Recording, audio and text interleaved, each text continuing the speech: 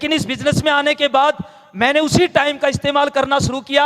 मेरे साथ वाले दोस्त गप्पे मारते थे, टीवी देखते थे, मस्ती करते थे, लेकिन मैं अपने सीनियर के साथ मिलके, अपनी टीम के लोगों के साथ मिलकर के रोजाना शाम को प्लान देना शुरू कर देता था। शाम को 7 बजे 8 बजे जैसे ही मेरी छुट्टी होती थी, उसके बाद जैसे ही मैं घर आना और घर आने करके तुरंत चाय पी करके और तैयार होकर के शाम को लोगों को प्लान दिखाने के लिए चले जाना।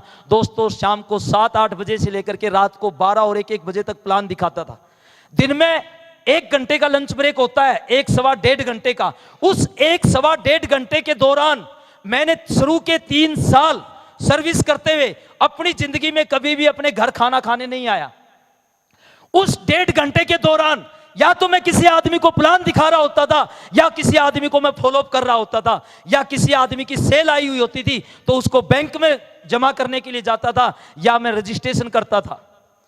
अगर ये भी काम नहीं मिलते थे तो मैं किसी न किसी आदमी को सिखा रहा होता था।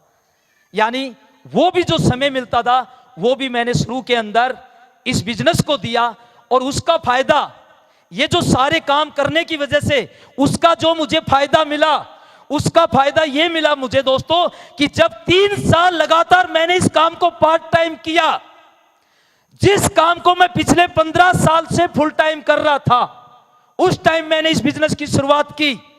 जब मैं बिजनेस में आया तब मेरी सैलरी 15-16 हजार रुपए होती थी। जब 3 साल मैंने इस बिजनेस को पार्ट टाइम किया, उस टाइम पर मेरी सैलरी 21-22 हजार रुपए होती थी। लेकिन दोस्तों 18 साल फुल टाइम करने के बाद नौकरी में मुझे मिलते हैं 22 से 23 हजार रुपए महीना। और दोस्तों इस शेप शॉप में पार्ट टाइम काम करने के बाद मुझे, जब मैं इस बिजनेस से, इस सर्विस से जब मैंने दोस्तों वीआरएस लिया, उस टाइम पर हर महीने की मेरी जो इनकम थी वो दोस्तों 1.25 लाख से 1.5 लाख रुपए महीना थी। 1.25 लाख से 1.5 लाख रुपए महीना थी।